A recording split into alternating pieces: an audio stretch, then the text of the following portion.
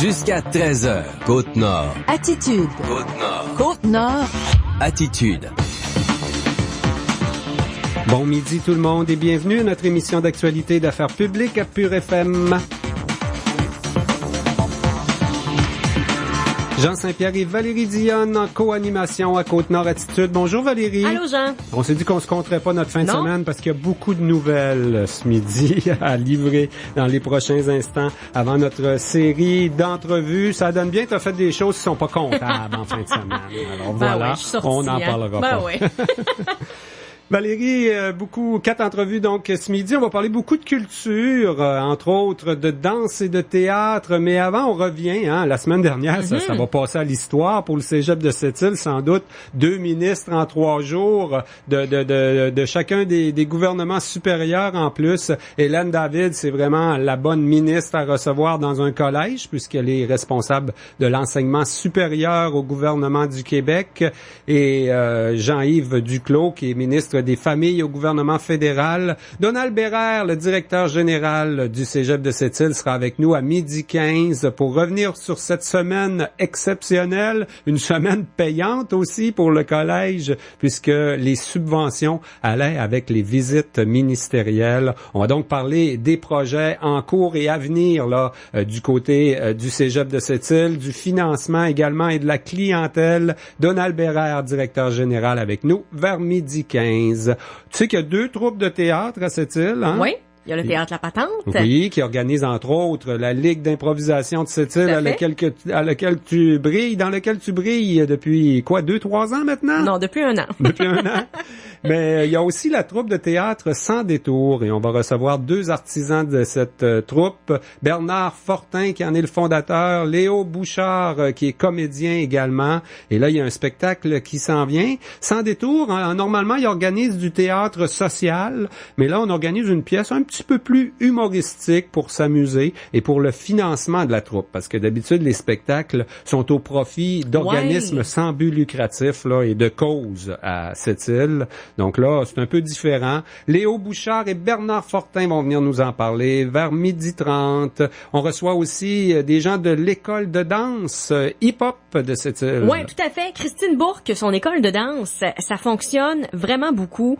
Plein de jeunes qui dansent le hip-hop grâce à cette école-là. Ils sont plus d'une centaine de gens inscrits.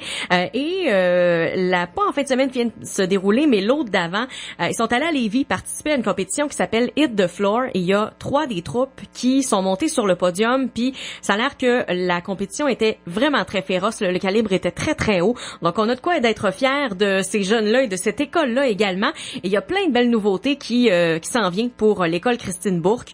Donc on va savoir comment ça se fait que ça fonctionne comme ça, comment ça se fait qu'ils sont bons comme ça, les jeunes aussi, et toutes les nouveautés aussi là à venir. Il n'y a pas de secret, c'est le travail. Je suis sûr probablement que c'est la le travail. passion aussi. On reçoit Christine Bourque vers 12h40 et en fin d'émission, la chronique La Nouvelle d'intérêt. Steve Chapado de la Caisse d'économie Desjardins est avec nous et on va parler de l'importance du collège, du Cégep pour l'économique et le développement économique de Sept-Îles avec Steve Chapado. En fin d'émission, Côte-Nord Attitude. Avant cette série d'entrevues sur nos ondes, on vous propose à l'instant un bulletin d'information régionale. Actualité Pure FM. Mais d'abord, un enquêteur du service de police de la Ville de Québec continue de réaliser diverses vérifications. On tente de retrouver Maximilien Frenette, un ancien Sétilien disparu depuis vendredi à Québec. Le jeune homme de 19 ans a été vu pour la dernière fois sur le boulevard Charest à 3h30 dans la nuit de jeudi à vendredi. Les policiers sollicitent l'aide de la population pour tenter de le retrouver. Le public est invité à signaler toute information pertinente en composant le 911 ou le 1-418-641-AGIR. Il y a sa photo sur notre site Facebook. Le service de police de la Ville de Québec étudie toutes les hypothèses. La famille craint qu'il puisse lui être arrivé quelque chose. Il n'est pas dans les habitudes du jeune homme de ne pas donner de nouvelles à ses proches. Le jeune homme mesure 1,70 m et pèse environ 64 kilos. Il a les cheveux et les yeux bruns. L'argent est maintenant disponible pour compléter les travaux pour l'aménagement de nouvelles places en garderie à Port-Cartier.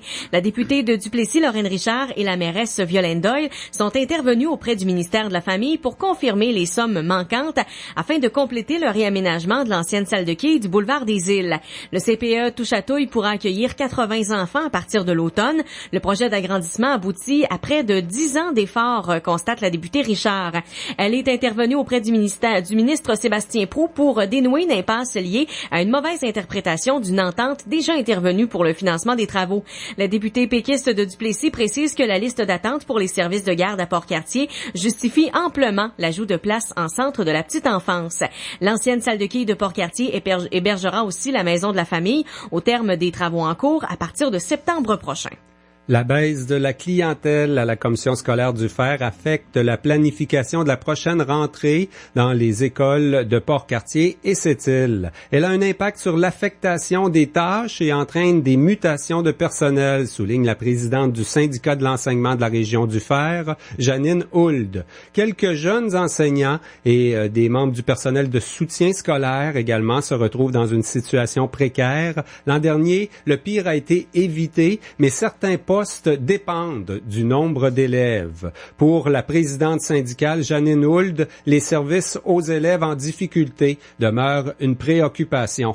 Elle constate que les gestionnaires de la commission scolaire du Fer sont surtout préoccupés par des colonnes de chiffres plutôt que par l'impact de certaines décisions. 2 hommes de Havre-Saint-Pierre, Clément Barriot et Marius Cyr, ont perdu la vie dans une expédition de pêche à l'île d'Anticosti. Leurs corps ont été repêchés samedi matin. Selon le porte-parole de la Sûreté du Québec, leur bateau aurait chaviré, entraînant la noyade des 2 occupants au début de la soixantaine. Des bénévoles, la Garde côtière, Parc Canada et la Sûreté du Québec ont contribué aux recherches. Les familles avaient rapporté les disparitions vendredi en fin de journée, alors que les 2 pêcheurs avaient pris la mer tôt jeudi matin. La famille de Clément Barriot a aussi perdu un fils, Steve Barriot, décédé dans un accident de travail au chantier de la Rivière-Romaine en 2015. Les conseils de bande des nations Innu et Atikamekw, de même que l'organisme Femmes autochtones Québec, dénoncent le projet de loi 113 du gouvernement québécois. Ils réclament des amendements pour incorporer les pratiques traditionnelles des Premières Nations au Code civil du Québec. Le projet de loi modifie plusieurs mesures législatives en matière d'adoption et de communication de renseignements. Les Autochtones ont déposé des mémoires à l'Assemblée nationale du Québec. Les groupes autochtones souhaitent faire reconnaître les formes d'adoption pratiquées par les Inuits et plusieurs nations en matière d'autorité parentale ou de tutelle. Selon la conseillère du Conseil Itum de Uashat-Makmaliotenam, Virginie Michel, les Inuits ne se reconnaissent pas dans le projet de loi 113. Il faut qu'il soit plus inclusif. Des agents du ministère canadien de l'Environnement et de Parc Canada ont mené la semaine dernière une opération de saisie d'œufs d'oiseaux migratoires dans l'archipel de Mingan. Ils ont saisi au total 189 œufs d'eider et de goéland. Une enquête est en cours. 3 suspects ont été questionnés. Depuis 1994, la loi interdit de posséder des œufs d'oiseaux migrateurs sans permis. Ces infractions ont des impacts majeurs sur la conservation des espèces concernées et nuit à la reproduction, note Environnement Canada. Oui, la consommation des œufs d'oiseaux de goéland, entre autres, faisait partie des mœurs à une certaine époque sur la Côte-Nord, mais aujourd'hui, ce n'est pas recommandé de se faire un omelette aux œufs de goéland.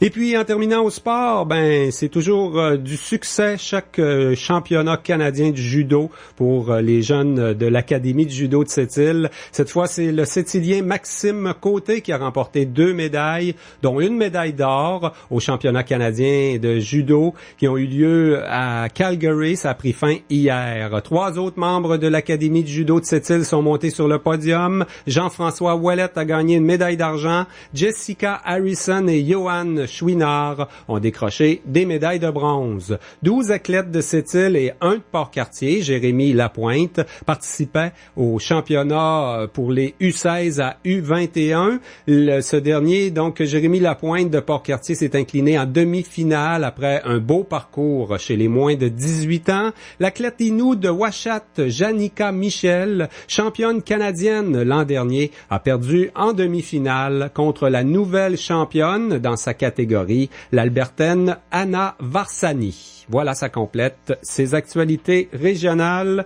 Le directeur du Cégep de Sept-Îles, Donald Bérère, est avec nous dans quelques instants. Attitude. 70%? 70%. 70%? Oui, 70% sur une vaste majorité de lunettes en stock. La clinique d'optométrie Les Mérillons, anciennement les Barniques de Joséphine, liquide une partie de son inventaire pour faire place à ces nouveaux modèles de lunettes récemment arrivés. Apportez votre prescription ou prenez rendez-vous pour un examen de la vue et profitez de cette chance de vous offrir des lunettes à petit prix. Cette promotion prend fin le 30 juin 2017. Clinique d'optométrie Les Mérillons, 648 Boulevard Nord, 960-2425.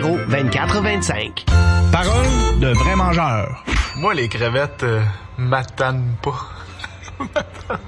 Pour ses 50 ans, Mike's vous offre les crevettes de Matane, du Pacifique et de l'Argentine dans vos plats Mike's préférés. Essayez-les pour un temps limité. Toujours Mike's. Jusqu'à 13h. Côte-Nord. Côte-Nord. Attitude. Pure FM. 94.1. Ben, le directeur général du Cégep de Sept-Îles est avec nous, Monsieur Donald Bérère. Bonjour. Bonjour. Hey, ça fut une semaine assez spéciale, hein? 2 ministres en 3 jours. D'après moi, elle passe à l'histoire, là. Ça a pas dû se voir précédemment au Collège de Sept-Îles. Peut-être quand on l'a inauguré, il y a plusieurs années de ça, qu'on a reçu 2 ministres en même temps. Ouais, ben, je sais pas, là, j'ai pas fait le relevé au fil des ans, mais non, c'était 2 bonnes nouvelles quand même. À la fois un ministre du côté provincial et un autre du côté fédéral, oui. Ouais, ça se prépare, hein. Ils sont pas arrivés comme un cheveu sur la soupe, ces 2 ministres. On aurait peut-être voulu en relocaliser un autre plus tard un peu pour mieux s'organiser entre les deux, mais c'était bienvenu. Dans le cas de Mme David, particulièrement parce que on relève directement de son ministère dans le cas du Cégep de Sept-Îles. Oui, tout à fait. Mme David, dans le fond, c'était une visite qui était due depuis un certain temps parce que déjà, à l'été dernier, on nous avait signifié que la ministre voulait venir. Elle faisait une tournée des cégeps, de tous les cégeps. Et bon, nous étions sur la liste, bien sûr, mais pour toutes sortes de raisons, ça avait été retardé. Et bon, là, il s'agissait de faire coïncider ça quand même avec certaines annonces. Ce qui a été fait la semaine passée. C'est quand même une tournée, je sais pas, en tout cas, elle a été pleine d'éloges. D'abord pour les réussites du Cégep de Sept-Îles, ça c'est encourageant pour l'avenir quand même, mais elle a pris le temps de s'asseoir avec votre organisation. Je sais pas si elle fait ça partout dans sa tournée, là, mais on a parlé d'une rencontre de 4 heures. On a vraiment pris le temps de discuter des particularités de notre collège. Oui, Mme David, elle connaît très bien nos établissements. Elle est arrivée préparée. Elle avait des questions très pertinentes à nous poser. On a eu un long entretien. Et bon, c'est quelqu'un qui est issu de l'enseignement supérieur, Mme David. Elle a été sous-ministre adjointe à l'enseignement supérieur, au ministère de l'enseignement supérieur. Elle a été vice-rectrice à l'Université de Montréal. Donc, elle connaît le milieu, le réseau. Et ça, c'est toujours intéressant pour des établissements d'avoir affaire à des ministres qui connaissent un peu l'interne des systèmes dont ils sont responsables. Alors, Mme David, on a eu un long échange avec elle. C'était fort intéressant, 4 heures, comme vous le dites. Et beaucoup de choses sont sorties de cette rencontre-là. On est très contents. Oui, j'imagine qu'on règle plein de dossiers, qu'on aborde plein de choses aussi qui sont dans l'avenir du Cégep. D'habitude, les journalistes, on a tendance à se méfier quand il y a trop d'éloges dans un discours. C'était un peu son cas après votre rencontre de 4 heures, mais elle, faut peut-être la prendre au sérieux. Elle a parlé surtout des réussites. Entre autres, elle a été impressionnée par tout le travail. Puis ça, c'est vraiment une spécificité du collège. Tout le travail qui est fait auprès des Autochtones, ici, des Inuits en particulier. Notamment. Ben, pour nous, c'est quelque chose... comment je dirais, de bien établi. Hein, ça fait 35 ans maintenant qu'on est actif auprès des communautés autochtones en matière de formation. Je me plais à dire que c'est pas... on n'a pas découvert qu'il y avait des Autochtones il y a 5 ans ou 6 ans, au moment où c'était à la mode. On est là depuis longtemps, depuis au-delà de 30 ans, au début des années 80 en fait. Alors, on connaît bien, et puis on a des bonnes relations avec les communautés. On a, je dirais, un volume d'activité avec de clientèle autochtone très constant depuis plusieurs années. Alors, c'est un milieu qu'on connaît bien, pour lequel, je pense, on rend de bons services. Et on en est fiers, on est content de cet aspect-là. Madame David, elle a une sensibilité particulière. Elle nous a demandé à un moment donné si on avait des choses particulières à nous demander à son ministère au niveau des Autochtones, mais dans le fond, on lui dit, écoutez, ce que vous faites, c'est très bien. Vous le faites avec nous depuis les années 90. On avait commencé un accompagnement avec le ministère de ce côté-là. Dans les années 90, on était le seul établissement collégial à faire ça. Oui. Et on a poursuivi. Alors, c'est très bien. Et ça s'est prolongé avec le pavillon Alouette, avec les services qu'on offre à l'intérieur, avec l'Université du Québec à Chicoutimi. Bien sûr, on parle de réussite, de clientèle qui augmente du côté des Autochtones. Ça dépend aussi de la communauté, des familles, de ces gens-là, de la réussite. Au collège, au secondaire, souvent, on constate qu'ils prennent le cheminement là à leur rythme. Ça peut leur prendre 1 an ou 2 de plus. On est satisfait de l'évolution de tout ça, des réussites de la clientèle autochtone? Oui, écoutez, tant à la formation continue qu'à l'enseignement régulier, c'est des étudiants maintenant qui sont très bien intégrés, qui sont dans les programmes réguliers avec certaines mesures d'encadrement là, qui leur sont propres, mais c'est une clientèle, puis ça de toute façon c'est un message qui nous avait été donné par les communautés autochtones, les leaders autochtones dès les années 90. Ce message-là était le suivant, c'est que on ne veut pas, et je parle pour les communautés, on ne veut pas qu'il soit perçu que les programmes qui nous sont offerts au Cégep, ce sont des programmes à rabais. On ne veut pas de programmes ghetto. Alors, on veut que nos étudiants soient dans des programmes réguliers, qu'ils aient des mesures d'aide pour bien réussir dans leurs cours, ça va, mais on ne veut pas de mesures spécifiques pour éviter la perception d'un ghetto pour les Autochtones. Alors, on est dans cette logique-là depuis plusieurs années. C'est à leur demande même. Puis, je dirais que les étudiants autochtones, ils font partie de notre établissement de manière pleine et entière depuis plusieurs années maintenant.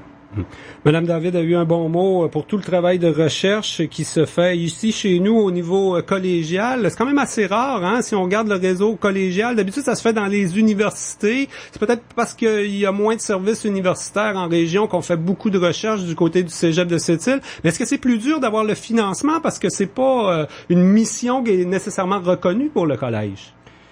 C'est-à-dire qu'il se fait de la recherche au niveau des cégeps depuis plusieurs années, à travers ce qu'on appelle les CCTT, les Centres collégiaux de transfert de technologie. Nous en avons un, nous, dans le domaine de la maintenance industrielle. Mais au-delà de ça, le virage que l'on a pris il y a maintenant quand même plusieurs années, une dizaine d'années peut-être, c'est de structurer nos activités de recherche en fonction de certains créneaux, donc de performer dans des créneaux spécifiques et de performer, là, pas juste à l'échelle locale, à l'échelle régionale, mais à l'échelle nationale. C'est ce que l'on fait à travers différents programmes où on va chercher des fonds. Vous savez, nos recherches elles sont financées par le Conseil de recherche en sciences naturelles et en génie, donc un organisme fédéral pan-canadien, à travers le FRQNT. Je m'excuse pour les acronymes, mais le Fonds de recherche québécois en nature et technologie. C'est des grands fonds où il y a une compétition qui est très forte, donc il faut que nos projets soient bons pour passer là. Et c'est ce que l'on fait avec... ça a pris quand même quelques années faire monter ça, mais on est bien établi maintenant et on a plusieurs unités de recherche dans le domaine de la maintenance, dans le domaine du ferroviaire, dans le domaine de l'énergétique, dans le domaine de la santé. On fait des choses originales aussi autour du concept de dispensaire. Et dans le domaine dans le domaine de la littérature, naturellement, de l'histoire régionale à travers le Greenock. Donc, on a développé des créneaux au fil du temps qui nous sont propres. Et le pari que l'on fait, c'est que même un petit établissement, parce que nous sommes quand même de taille modeste, par rapport à d'autres grands collèges urbains, on est capable de tirer notre épingle du jeu et de développer des créneaux qui sont spécifiques puis qui sont un apport à notre région et à l'ensemble du Québec. Et on le voit bien dans le domaine de la recherche, mais j'ai l'impression que, comme d'autres avant elle, là, Hélène David a été impressionnée par l'harmonie ou l'arrimage ici là entre l'économie, nos secteurs économiques forts et tout le travail, là, les départements qu'on retrouve au Cégep de Sept-Îles. Je pense que c'est pas mal une des forces du collège actuellement, hein? Ben, c'est un élément sur lequel on a insisté dans nos rencontres avec Mme David, entre autres, c'est bien lui faire comprendre qu'un cégep de région, ce qui est propre à un cégep de région, c'est de devoir travailler en amont, c'est-à-dire au développement économique de la région pour que finalement il y ait de la clientèle. Parce que un collège urbain de Montréal ou de Québec, là, vous savez, la clientèle, elle arrive un peu comme ça, sans trop se forcer, je m'excuse, mais c'est la réalité. On doit investir beaucoup plus, nous autres, pour recruter, surtout à l'extérieur de la région. Donc, il nous faut travailler au développement économique de notre région, être présent avec d'autres acteurs, ça va de soi, mais soutenir ce développement économique-là, parce qu'en bout de ligne, s'il y a du développement économique, il y a également des programmes qui sont sains, qui sont viables, on a de la clientèle Et on a aussi surtout des débouchés pour nos finissants. Oui. Et le ministre fédéral Jean-Yves Duclos, lui, est arrivé à cette île jeudi avec quand même presque plus d'un quart de million, une contribution fédérale pour des projets intéressants qu'on réalise avec l'industrie, avec 18 entreprises d'ailleurs dans le domaine de la recherche. Dites-moi, M. Bérard, le fédéral, il fait quoi là pour le collège? Il est dans votre financement, quoi, indirectement, à projets comme ça, quoi? Ben, le fédéral ne finance pas les activités de formation. Le fédéral, à travers différents programmes et à travers aussi les grands fonds subventionnaires, comme le CRSNG, le fédéral est impliqué au niveau du financement de la recherche. Et Monsieur Duclos, représentait en quelque sorte le ministre responsable de Développement économique Canada, qui est M. Baines, pour venir annoncer une subvention qu'ils avaient donnée de 260 000 $, qui faisait partie d'un montage financier plus ambitieux de 800 000 $, parce qu'on avait également des contributions du ministère de l'Économie du Québec là-dedans, du CRSNG. Au total, ça faisait 850 000 $, donc un projet qui portait dans le fond sur l'application du concept d'industrie 4.0 dans des entreprises très, très précises. Et là, dans le cas du fédéral, il n'a pas passé 4 heures au cégep. On n'avait peut-être pas besoin, mais on en a sans doute profité pour positionner peut-être d'autres projets là qui pourraient être financés en partie par le gouvernement canadien. Ah oui, tout à fait. Je pense surtout à travers Développement économique Canada, qu'il est possible de faire des choses très, très bonnes, très ambitieuses même. Ça s'est fait ailleurs dans d'autres régions et on espère ici avoir notre juste part là-dedans. Mais il faut présenter des projets solides et c'est ce que nous faisons. J'en ai discuté avec M. Duclos. On est surtout intéressé par des projets relatifs à un centre d'innovation, de valorisation des innovations et d'entrepreneuriat qui devrait être logé dans un espace nouveau, donc un 3e étage qu'on ajouterait à un de nos pavillons.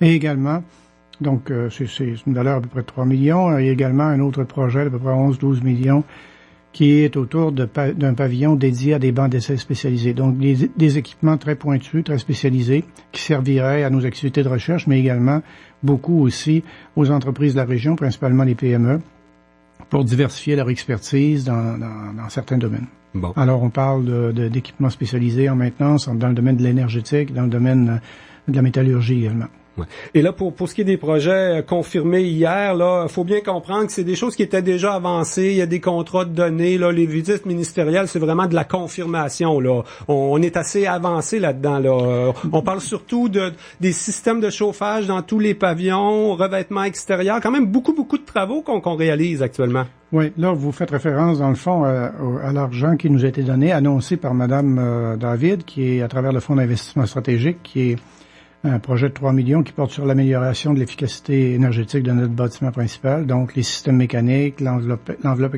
extérieure du bâtiment. Ça, c'est une chose. Mais l'autre volet, naturellement, du financement, c'est ce qu'on disait tout à l'heure, les activités de recherche qui portent sur l'application du concept d'industrie 4.0. Alors ça, c'est très porteur aussi. C'est fait avec des entreprises, pour la plupart, la majorité des entreprises locales, comme Metalset, Transport ferroviaire de Chouétine, etc. Oui. Donc, tout ça, c'est très bénéfique pour ces entreprises-là et il y a un retour sur l'investissement qui est très significatif. Oui. Et pour les projets futurs, vous avez parlé d'un étage de plus sur un des pavillons, d'un pavillon de plus, dans lequel on intégrerait probablement là les besoins de gymnase aussi. On sait qu'il y a des manques d'infrastructures sportives, tant pour le cégep que pour l'ensemble de la communauté à cette île. Ça, c'est assez difficile de se donner un échéancier, mais on peut penser que ça a fait des pas quand même avec les visites ministérielles de la semaine dernière. Oui, écoutez, on est à... Si on parle, je pense que pour les 2 premiers projets dont vous parlez, un étage additionnel pour le Centre de valorisation des innovations et d'entrepreneuriat, ça va, c'est en route. Le pavillon banc d'essai, c'est en route aussi. Pour ce qui est du gymnase, ben, c'est autre chose. Il faut vraiment cibler le bon programme pour aller chercher des fonds. Alors souvent, il faut être à l'affût des orientations gouvernementales dans certains domaines. pour pouvoir en bénéficier. Alors, de ce côté-là, je dirais qu'on est plus dans une perspective de moyen terme. Oui. Elle appréciait ça aussi, qu'on ait des projets, la ministre, là, qu'on ait une vision, puis qu'on ait des choses qu'on voit venir d'avance dans le cas du cégep de Sept-Îles. Pour le ministère, c'est précieux, hein. On est capable de planifier avec l'ensemble des besoins au Québec aussi. Il faut les voir venir, ces besoins-là. La clientèle, comment ça va, là? La saison, l'année scolaire est finie, je pense, depuis la semaine dernière. Oui. Est-ce qu'on a déjà une idée de la rentrée? C'est toujours le nerf de la guerre, je pense, pour un collège. Hein? Si à un moment donné, il y a une baisse d'inscription, on va avoir une baisse de revenus nécessairement, une baisse de personnel, etc. Là. Oui, on a traversé un creux durant la présente année en termes de clientèle. Et c'est l'effet direct, je dirais, de la situation économique qui prévaut depuis 2013 ici. On n'en a pas senti les effets tout de suite, mais l'an passé, ça s'était marqué. Mais là, je dirais que on a eu une approche un peu nouvelle au niveau du recrutement, particulièrement à l'extérieur de la région, qui a été très intéressante, et je dirais que les signaux sont très, très bons. Je dirais qu'on a un record historique là, des 10 dernières années en matière de demande d'admission et d'admission confirmée à cette date-ci. Donc, ça s'annonce une grosse rentrée pour l'automne prochain, là, pour le mois d'août. Oui, on travaille beaucoup en recrutement à l'extérieur de la région, à travers des méthodes nouvelles, et il faut comprendre un peu la sensibilité qu'ont les jeunes maintenant à travers les médias sociaux, bien utiliser ça pour les rejoindre. Alors, les résultats sont bons à date. On se croise les doigts. En terminant, il y a un autre petit projet qu'on n'a pas beaucoup discuté. Il dépend peut-être plus du ministre de la Santé que du ministre de l'Éducation, celui de dispensaire urbain là, à l'intérieur du pavillon Alouette avec votre département de soins infirmiers. C'est un beau projet qui serait novateur. Ce serait une première au Québec, hein? Tout à fait. Écoutez, il s'agit essentiellement je dirais, de pouvoir de contribuer au désengorgement de l'urgence en y traitant des urgences, des cas qui sont de priorité moins élevée, mais en même temps, c'est un lieu de stage pour l'enseignement clinique, que ce soit au niveau des étudiants du baccalauréat en sciences infirmières ou de nos étudiants au cégep dans le diplôme d'études collégiales en soins infirmiers. Alors, ça combine un peu ces deux choses-là, donc une retombée pour le centre hospitalier, et en même temps pour nous, pour les deux établissements concernés, l'UQAC et le cégep. Mm-hmm. Ben Valérie, il nous reste juste à souhaiter à la clientèle, à tout le personnel du cégep et au directeur général qu'on a avec nous en direct en studio, un bon congé estival, hein, parce que l'été est fini. Il y a sans doute une session de rattrapage en été, mais le monde en général au cégep, on en profite de l'été pour ressourcer nos batteries. Il faut toujours être de garde. Monsieur Donald Bérard, directeur général du Collège de Sept-Îles, un gros merci pour votre passage à Côte-Nord Attitude. Merci. Comme les médecins, toujours être de garde. Jusqu'à 13h. Côte-Nord. Côte-Nord. Attitude. Chez Sept-Îles Motosport du 487 Avenue Québec, on a ce qu'il vous faut pour vos travaux extérieurs. Tracteur tondeuse, coupe-bordure, tronçonneuse de marque Husqvarna, notamment nos tondeuses qui sont à partir de 349 $ avec le modèle LC121P. Husqvarna, une marque reconnue, fiable et qui a bâti son expertise sur plusieurs années, tous prêts à la livraison. Chez Sept-Îles Motosport du 487 Avenue Québec, 88 968 4151. La meilleure expérience télé devrait être à votre image. Vous devriez choisir les chaînes que vous voulez. Recevoir des recommandations basées sur ce que vous aimez. Recherchez vos émissions dans Netflix, sur la télé en direct et sur demande à partir d'un seul endroit. Regardez vos enregistrements sur vos appareils mobiles où et quand vous le voulez. Ça, c'est la meilleure expérience télé. Avec le trio illimité de Cogeco, obtenez la meilleure télé, Internet et la téléphonie pour seulement 69 $ par mois pendant 6 mois. Cogeco, passez en mode épatant. Côte-Nord. Attitude. Pure FM. 94. Bon, on parlera pas de politique, on va parler de théâtre avec Bernard Fortin. C'est pas parce que ça ne tente pas de parler de politique. Ça a l'air du tenter. Ça peut se croiser parfois, théâtre parfois, et politique. Hein. Surtout qu'une troupe de théâtre social. Léo Bouchard est avec nous et Bernard Fortin. Ce sont, je pense, deux pionniers de la troupe Sans détour. On le disait au début, il y a deux troupes de théâtre à Sept-Îles. Il n'y a pas juste celle qui organise la Ligue d'impro et le théâtre d'été, là, la patente. Il y a aussi la troupe Sans détour qui, elle, plus souvent qu'autrement, soutient des organismes sans but lucratif, des causes, des bonnes causes à Sept-Îles. Mais là, on organise un spectacle pour le financement de la troupe. Je pense pas que ça soit pour des salaires, là. Non, on fait ça bénévole. c'est pour pouvoir donner les services, pouvoir continuer de donner les services aux organismes.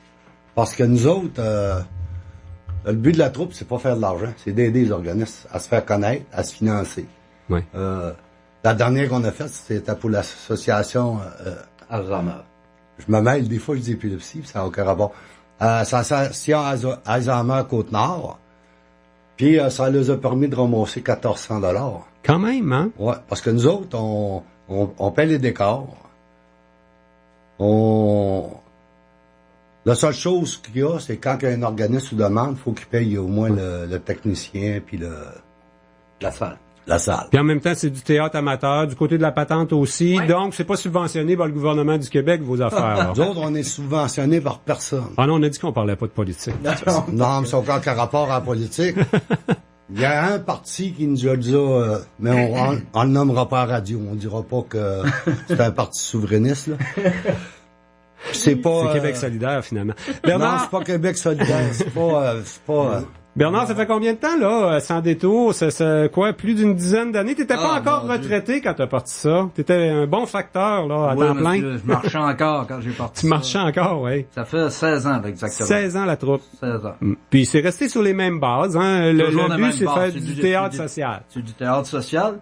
En plus d'être social, nous, on prend des comédiens qui ont des handicaps, soit physiques, intellectuels, pour les aider à s'accomplir sur scène. C'est la mission de la troupe aussi. On travaille pour les organismes non lucratifs, et en même temps, on aide les gens qui ont certains handicaps à s'accomplir avec le théâtre. À travers l'estime de soi, hein, c'est souvent ce dont on fait la promotion dans le milieu communautaire pour aider les gens. Souvent, il faut une bonne estime de soi pour être solide, pour affronter les épreuves de la vie. Ça fait que c'est ce que tu leur offres. C'est ce qu'on leur offre.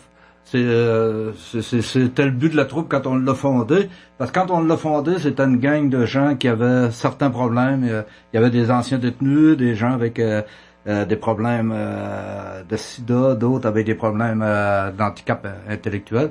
On a fait une pièce de théâtre qui s'appelait La mort des préjugés.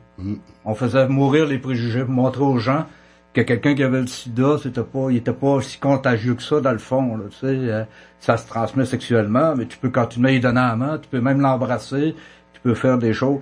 Puis les anciens détenus ont montré qu'un ancien détenu peut s'en sortir aussi, un ancien toxicomane, tout ça, on faisait mourir les préjugés. Ça a été la première pièce qu'on a faite. Est-ce que c'est efficace? As-tu l'impression que t'as fait progresser des idées à cette île, que t'as soutenu, en tout cas financièrement, on l'a vu, ça a une certaine efficacité pour un organisme d'avoir un petit 2000, là, 1500 de plus dans ses coffres, c'est bon? Je vais peut-être avoir l'air prétentieux de même. C'est pour changer la société. Il faut faire des petits jalons, là, tu sais, mettre des petits pas. C'est ça qu'on a fait, je pense, avec en cours de route, on a des petits jalons, aider des gens un peu, quelqu'un qui avait de la misère à s'accomplir. Il y a des jeunes qui sont venus nous voir qui étaient délinquants. Aujourd'hui, ils ont repris leurs études, ils sont à l'université. Tu sais, c'est valorisant quand on regarde ça, tu sais. Mais pour eux qui participent, vous devez voir les bénéfices, mais pour les gens qui viennent voir la pièce aussi, qui viennent, tu sais, au fil de toutes ces 16 années, il y en a eu des spectateurs là qui sont venus voir ça, puis qui ont vu des gens justement qu'on verrait pas naturellement sur scène. Oui. Ça doit en briser des barrières. Oui, ça a brisé beaucoup de barrières, parce que, je vais te donner rien qu'un exemple de pièce de théâtre que j'ai faite. C'était 2 handicapés. Il y en avait une qui était très lourde handicapée, puis l'autre aussi était assez lourde handicapée, puis je les ai fait danser sur scène. Bon, là, dans la salle, le monde, ils ont fait « Wow! » Ils sont mis à danser avec les personnes handicapées, parce que je voulais montrer que même si t'es handicapé, t'es un être humain. Tu sais, c'est important. Tu sais, moi, quand je regarde un être humain, peu importe l'handicap, la couleur, qu'il y ait un handicap intellectuel ou physique, ça reste un être humain, puis il y a ses valeurs, tu sais. Un homme reste un homme, tu sais. S'il est innocent, il est innocent. S'il est bon, il est bon, tu sais. Mais c'est ça, c'est important pour moi, ça. Et Bernard Fortin fait tout pour toucher les gens, pour toucher le public. C'est lui qui écrit les pièces. Il va rencontrer les organismes. Il fait la mise en scène, le casting. À part ça, quoi, il y a juste comédien que tu fais pas. Même des fois, t'es monté sur scène comme comédien. Là, je comédien dans celle-là. Là, OK. Il manquait un homme, parce que les hommes ont plus peur du ridicule que les dames. On n'a pas de misère à avoir de dames, mais les hommes, on dirait qu'ils ont comme peur de s'accomplir sur scène. Je sais pas pourquoi. Et là, Léo, la pièce qui s'en vient, là, ça s'appelle Dimension. Celle-là, c'est pour le financement de la troupe. C'est que ça vous donnait liberté de sujet, finalement, là. Oui, c'est une liberté de sujet. Ça touche un peu de la solitude. Ça touche là-dedans, tu n'as un qui... Il y a une déficience intellectuelle. Ah, vous pouviez pas vous empêcher d'avoir un fonds social, finalement. Non, c'est moi qui fais la déficience intellectuelle. Après ça, il y a un petit peu, un petit peu de comment t'appelles ça, là, ces choses de rencontre, là? Site de rencontre. Site de rencontre sur Internet. Ça a plusieurs petites histoires. Puis ça amène le monde, des fois, dans la pièce, les personnages à s'accomplir, là. Tu sais, des fois, on a des rêves, puis il faut sortir de la solitude. D'un autre, faut qu'elle prenne de l'air. Faut pas tout dire, je veux pas donner punch. En même temps, on parle toujours d'une troupe sociale dans le cas de Sans détour, mais c'est des comédies que t'écris, Bernard, on rit quand on va voir tes pièces de théâtre, bien souvent, plus qu'autrement, là. Oui, il y a un message social, il y a un fond social, puis les comédiens, sont là aussi pour aller chercher un peu d'estime de soi, mais on rit bien, là. Oui, parce que ma couleur à moi, c'est ça, c'est parler d'émotion, monter l'émotion très haute, après ça, la faire redescendre avec de l'humour. OK, c'est ta recette, ça. Oui. Ça a beaucoup d'humour. Mais je tiens à souligner que j'ai eu quelqu'un qui voulait écrire avec moi dans cette pièce-là. Elle a écrit Pascal Joseph, la troupe La Patente. Elle est avec La Patente, elle est avec nous aussi. Et elle a écrit un bout de la pièce avec moi, puis j'y donne la permission de faire la mise en scène, puis tout ça. Ben, la permission. Donc là, vous travaillez en équipe, là. Travailler en équipe, c'est le fun, parce qu'il faut travailler la relève. Hein. C'est important d'avoir de la relève. Si on veut pas que la troupe meure, parce que nous autres, on vieillit. Puis moi, je suis un petit peu comme Dominique Michel. Je dis, j'arrête. Mais j'en reviens tout le temps. Mais là, maintenant, Dominique Michel va arrêter aussi, là. Je sais pas pourquoi. On la voit pas mal moins qu'il y a quelques années, c'est ça. Elle perd même santé. Léo, en terminant, il y a des billets, les dates. Le spectacle s'est présenté au Petit Théâtre du Centre Sociaux en juin. Non, c'était au Cégep. C'est au Cégep, OK. À l'auditorium du Cégep, oui. C'est le 15-16 juin, jeudi et vendredi. Puis en passant, vu que tu m'en parles, j'ai 2 paires de billets à faire tirer, à vous donner pour faire tirer. Ah, Valérie va s'organiser avec ça après-midi ou dans une paire de billets pour le jeudi, puis un autre pour le vendredi. Parfait. On va s'arranger. C'est au Cégep, puis le stationnement, le monde n'a pas moins de mettre 2 pièces, le stationnement va être gratuit. Bon, puis si je les gagne pas, y a-t-il un endroit que je peux m'en procurer? On peut vous aider aussi, si on veut vous soutenir aussi. Auprès des comédiens, vous pouvez appeler le directeur, là, 418-960-4809, ça c'est mon cellulaire. Monsieur Léo Bouchard, directeur de la troupe. Il va le soir même à la porte, c'est ça? Il va en avoir à la porte, il va y avoir 2 personnes à la porte là, qui vont vendre des billets.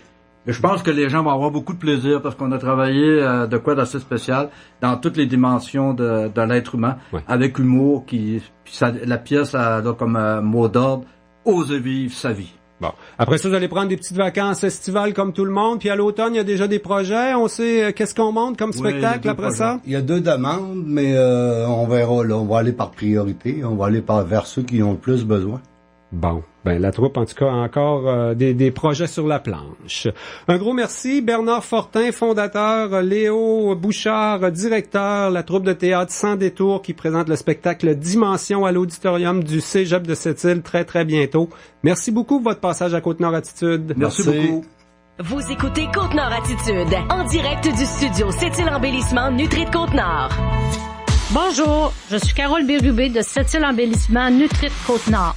J'ai décidé de venir faire affaire avec la radio parce qu'on m'a abordé puis on m'a proposé un très beau concept que je trouve merveilleux. Puis je trouve que c'est très, très profitable pour notre compagnie. C'est très rapide et puis on entend souvent notre nom revenir. Je trouve ça merveilleux de voir le nombre d'appels puis même le monde autour de moi qui m'en parle, là, qui me disent « Oh mon Dieu, on t'a entendu à la radio même. » Ça a une très, très bonne impact. Faites confiance à Attraction Radio et découvrez la force d'attraction.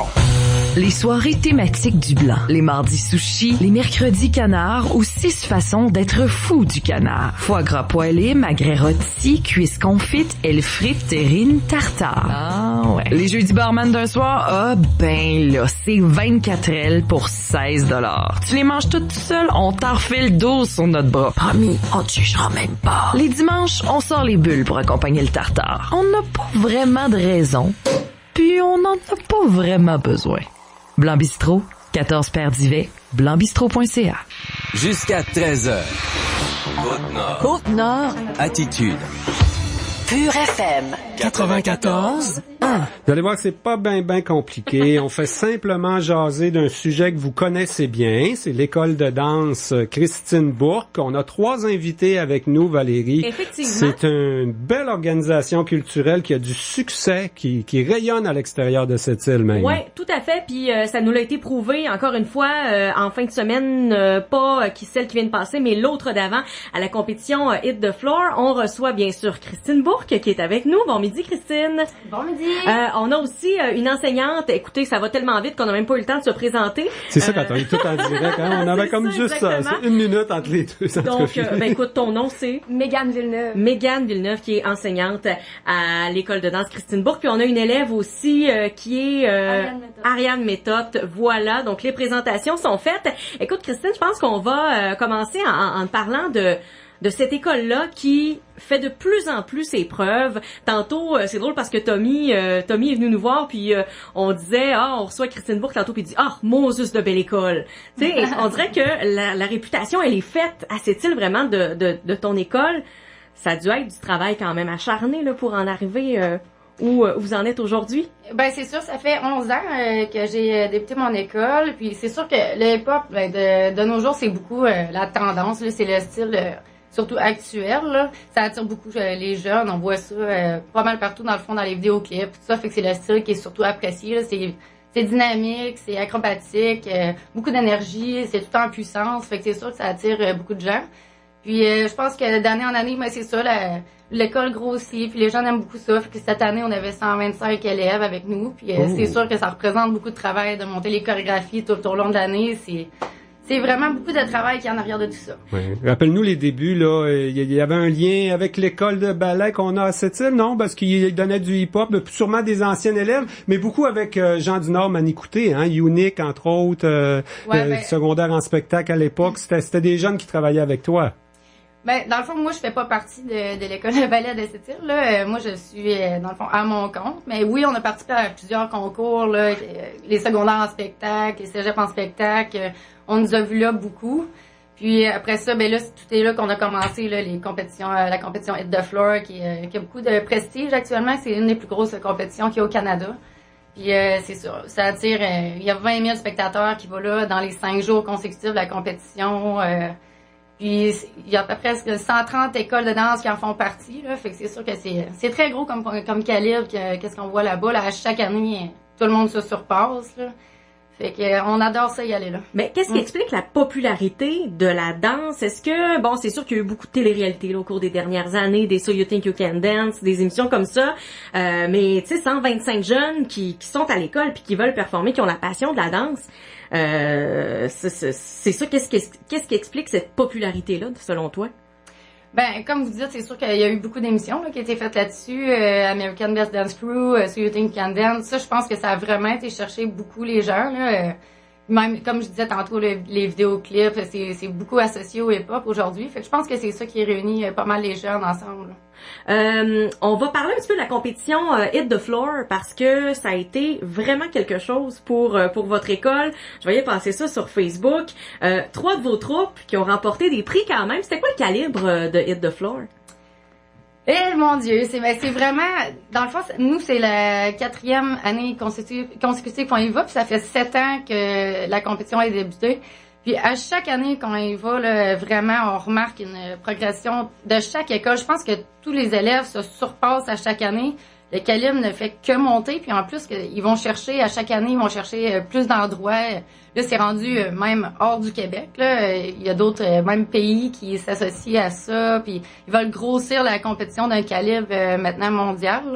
Là. Fait que c'est sûr que le calibre est très, très, très élevé quand on voit les catégories, là, c'est surprenant. Et là, 3 troupes qui remportent des prix à cette compétition-là. Je pense que je vais poser la même question que j'ai posée la semaine dernière avec le réseau du sport étudiant.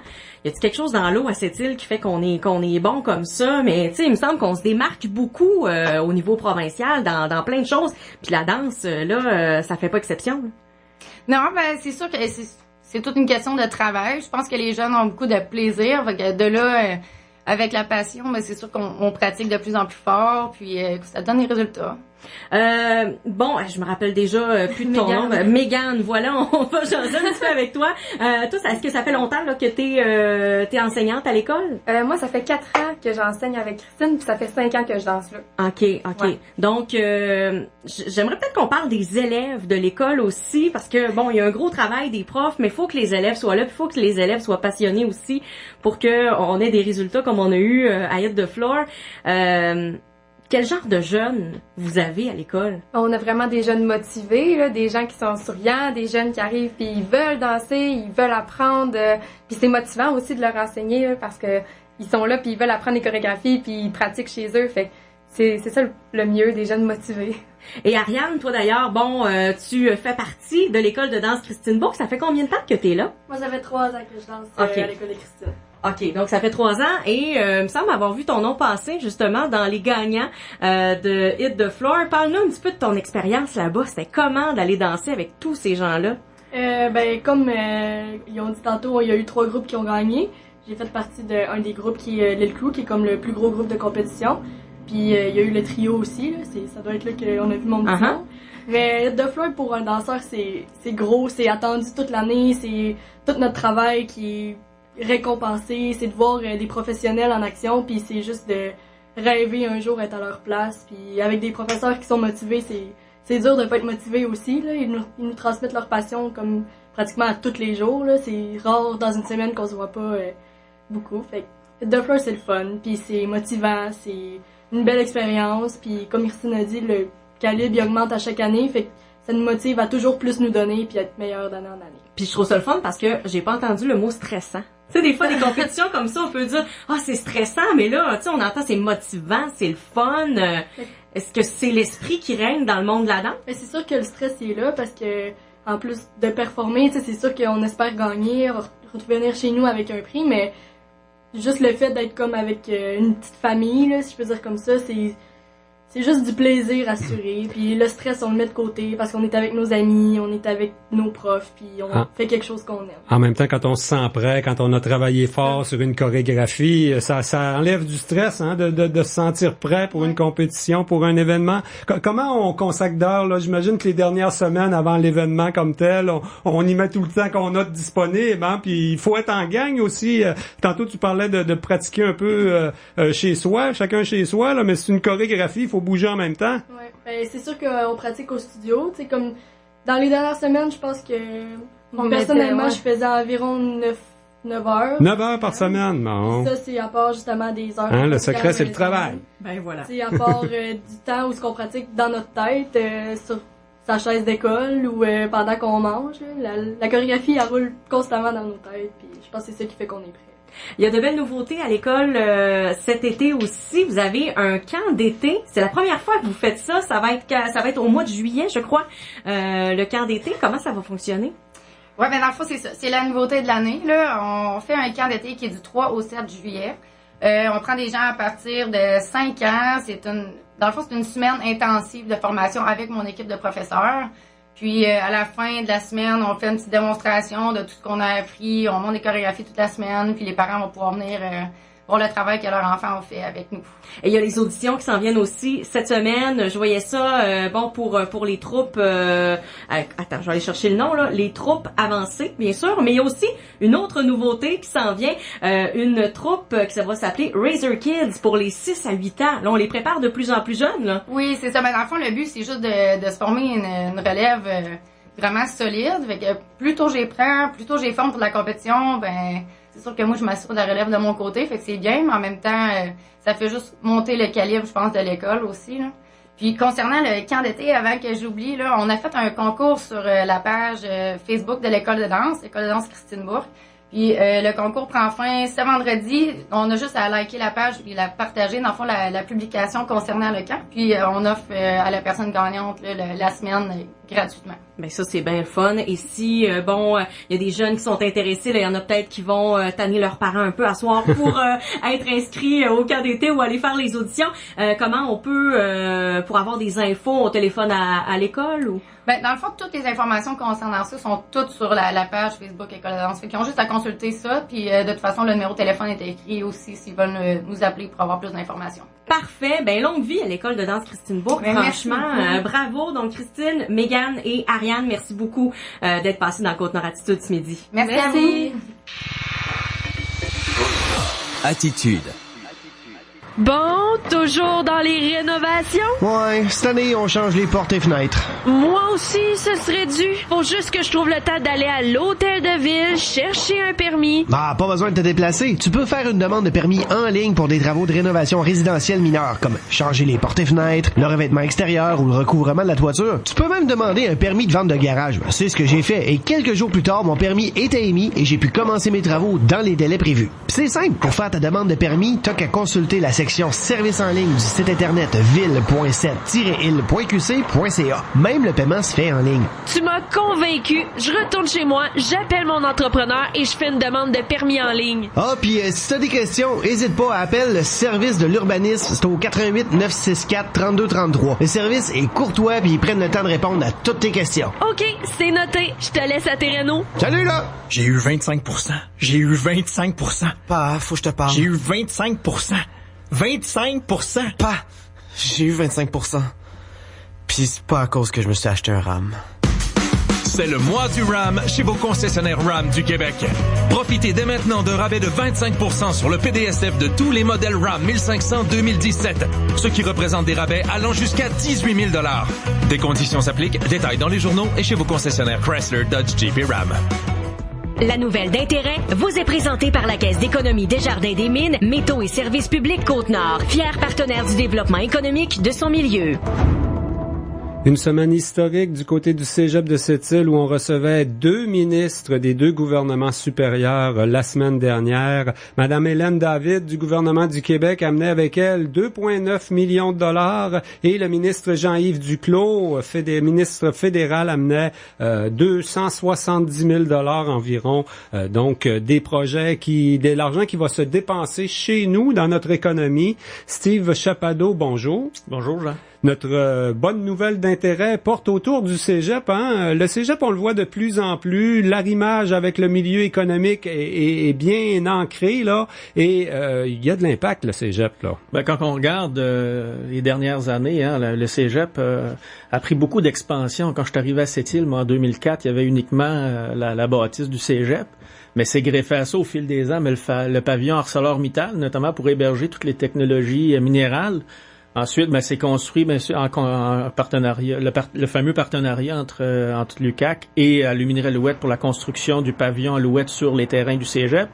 Et le dernier agrandissement, c'est le pavillon de technologie de maintenance industrielle, donc qui était hébergé auparavant au sein du centre A.W. Gagné, là, à l'école Manicouté, qui ont rapatrié justement la technique au Cégep. Donc, il y a eu énormément d'injections, de développement au niveau des programmes et au niveau immobilier, au niveau du Cégep. Et ça amène tout un dynamisme. T'as oublié les 2 résidences en plus pour héberger les étudiants. Tout ça, c'est de l'argent qui s'est dépensé et probablement auprès de contracteurs là, puis de travailleurs de la construction d'ici. C'est des dizaines de millions qui ont été investis quand on regarde l'ensemble des projets depuis les 10 dernières années. Ce qui est rattaché autour du Cégep, on parle de plusieurs dizaines de millions et ça, c'est vraiment digne de mention. Oui. Et là encore, ce que Mme David annonçait, 2,9 millions. En fait, c'est un peu plus de 3 millions là, qui se dépensent. C'est dans le bâtiment comme tel. Là. C'est des travaux sur les systèmes de chauffage, sur la toiture qu'on va refaire. C'est des travaux de construction. Exactement. C'est autant au niveau le chauffage, donc à l'intérieur, optimiser le chauffage et également tout ce qui regarde l'enveloppe, donc pour augmenter la résistance thermique de l'infrastructure, des différentes infrastructures et tout ça, mais c'est des économies d'à peu près 250 000 $ par année pour le cégep, qui vont pouvoir réinvestir pour pouvoir maintenir leurs infrastructures justement vraiment à la fine pointe là, par rapport à ce qui est requis pour pouvoir développer aussi d'autres expertises là, en termes immobiliers. Donc on sait que l'économie d'énergie, c'est aussi par rapport à l'environnement, on sait que c'est très important. Mais ça va être un autre volet que le cégep pourra développer au cours des prochaines années. Jeudi, le ministre Jean-Yves Duclos, lui, la subvention fédérale qu'il annonçait, c'est pour tous les travaux de recherche qu'on réalise au collège, particulièrement dans le domaine technologie de maintenance industrielle. Quand on parle d'industrie 4.0, là, on a l'impression de parler en chinois des fois, mais concrètement, ça veut dire quoi? Ben, ce qu'on peut dire avant d'aborder le 4.0, est-ce que en quoi ces projets-là, en quoi ça regarde un cégep, hein? On peut dire, un cégep, là, on a toujours eu l'impression que c'était d'avance pour la transmission du savoir, donc la transmission des connaissances. Mais c'est pas juste ça. L'autre volet là, qui regarde l'enseignement supérieur, autant au niveau des collèges que des universités, c'est le volet de recherche, mais appliqué. Donc, ce qu'on peut appliquer on peut ramener dans la pratique à partir de ce qu'on connaît. Donc, au-delà de la transmission du savoir, mais ce qu'on sait, mais de quelle façon qu'on le transpose dans la pratique. Et là-dessus, l'ITMI, donc l'Institut technologique de maintenance industrielle, a développé justement une expertise de pointe dans l'industrie 4.0, effectivement. Oui. Donc, pour le commun des mortels, c'est quoi le 4.0? Mais c'est la numérisation, ni plus ni moins, des usines et des sites de production. Vous savez, je vous fais un parallèle avec une présentation que le président de l'Institut national des mines est venu faire à la Chambre de commerce il y a quelques mois. On parlait de l'exemple de l'Internet des objets qui concerne, exemple, les camions miniers. Hein? C'est comment ça va fonctionner dans l'Internet 4.0 avec camion minier, mais c'est sans chauffeur. Il va partir des sites de production directement dans la mine, va se conduire tout seul sur les chemins de la mine qui vont être balisés pour emmener justement son inventaire à destination. Puis là-dessus, il va être capable de reconnaître dans les différents chemins s'il y a eu des bosses, s'il y a eu certains trous qu'il a dû affronter. Donc, il va pouvoir également moduler sa vitesse en fonction de ces aléas-là qu'il peut rencontrer sur son chemin. Donc, ça va être aussi intelligent que ça. Donc, sans chauffeur, ça, c'est un exemple de camion minier, mais ça va être également vrai dans les sites de production, où est-ce que également les usines vont être capables de bénéficier de capteurs pour être capables de capter justement le niveau d'énergie qui est utilisé, le niveau de matières premières, et en fonction du rythme de production qui évolue, va pouvoir accélérer la production ou diminuer la cadence en fonction des imprévus qui peuvent arriver sur les lignes de montage. Donc ça, c'est bien évident que on est en pleine révolution actuellement dans ce secteur-là. Et puis des industries comme les mines, par exemple, sont appelées à se robotiser. Ça va très, très bien s'inscrire là dans ce qu'on appelle l'industrie 4.0 quand même. Effectivement. Et quand on parle du cégep, une institution collégiale, c'est sûr que la mission première intéresse aussi tout ce qui est industriel, économie, hein, parce que c'est vos employés de demain qui sont au cégep de Sept-Îles finalement là. Ben, c'est ce que je voulais aborder justement parce que, vous voyez, le rôle d'un cégep qu'on fait de la transmission du savoir ou encore de la recherche pure ou appliquée. Le but d'une organisation comme le cégep, c'est de vouloir attirer justement les travailleurs de demain et retenir ceux actuels. Donc, sa mission d'attirer les travailleurs de demain, c'est de développer les connaissances auprès des étudiants, mais également de soutenir les entreprises locales en leur faisant bénéficier d'une expertise de pointe et en permettant aussi, ce que chaque entreprise peut-être ne peut pas se payer elle-même, mais le cégep peut servir un petit peu d'entonnoir, un petit peu dans le sens que de guichet unique pour que ces entreprises-là bénéficient des savoirs et des savoir-faire pour le développement de leur entreprise. Oui. Et ça, mais c'est tout un avantage concurrentiel qu'on possède ici dans la région. Ah, puis il y en a plein d'arrimages qu'on dit pas là, mais qu'on pense. Le cégep joue un rôle d'animation dans l'organisation d'événements, fournit ses locaux à plein d'organismes, même les départements de recherche là. Entre autres, on parlait de 17 entreprises directement impliquées dans ce qui est industrie 4.0. C'est quand même des compagnies comme Metal 7 par exemple là, qui s'améliorent, qui prennent de l'expansion grâce au travail qu'on fait au cégep. Ben, le cégep, c'est dans toute sa volonté. hein, on appelle ça en gestion davantage la responsabilité sociale de l'entreprise. Hein. On pourrait dire simplement, moi, dans mon milieu, bon, je suis là pour diffuser de la formation aux étudiants des différents niveaux. Pourrait se limiter à ça. Mais il y a un conseil d'administration qui est alerte, il y a une direction, une équipe de direction aussi qui est très alerte par rapport à cette vision-là de développer des offres complémentaires qui a pour but, puis je vous le rappelle, hein, d'attirer puis retenir notre main-d'œuvre. Ben voilà. Même éviter on l'exode des jeunes au lieu d'aller aux études à l'extérieur. C'est de l'argent qu'on garde chez nous, ça. Ben oui, puis tu sais, plus on développe, plus on a besoin de personnel, plus on a besoin de professeurs, plus on a d'étudiants aussi, puis ça fait tourner l'économie d'ici. Ben oui, dans tous les domaines. Hein. En fin de semaine, il y avait un événement de recrutement massif dans le réseau de la santé. Là, ben les étudiants qui sont en soins de santé au Cégep de Sept-Îles, ils ont dû se présenter là, puis c'est une masse de recrutement pour ces gens-là. Ben, un projet de dispensaire, comme M. Bérard le mentionnait tout à l'heure, ben ça peut faire la différence entre un étudiant qui désire étudier ici à Sept-Îles, ou qu'en plus d'étudier, d'acquérir des savoirs, mais je suis capable de mettre mon savoir justement en pratique via un dispensaire, ou encore aller à l'extérieur. Mais je pense qu'on se donne encore toutes les chances à ce moment-là que nos étudiants étudient ici, puis qu'en plus qu'on appuie nos entreprises par des gens formés. L'idée du dispensaire, me voyez, ça vient aussi ça viendrait régler un autre problème qui est l'engorgement des urgences par des services de première ligne de proximité.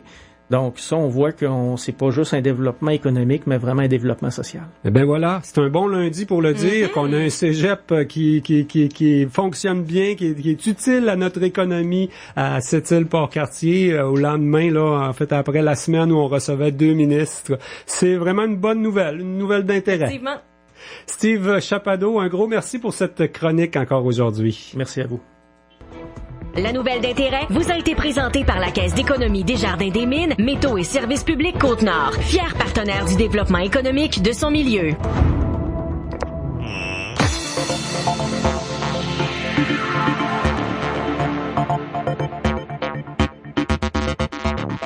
Et Valérie, ça complète notre émission Côte-Nord Attitude. Demain, Tommy Auger sera avec moi à la co-animation. Un gros merci. Ça fait plaisir, Jean. On te souhaite une bonne, douce soirée, une bonne émission demain matin également. C'est toujours le fun. Au revoir tout le monde, à demain. On va aborder encore plein de sujets d'actualité. On suit ce qui se passe, entre autres, au niveau de la construction. Le projet de loi est à l'étude.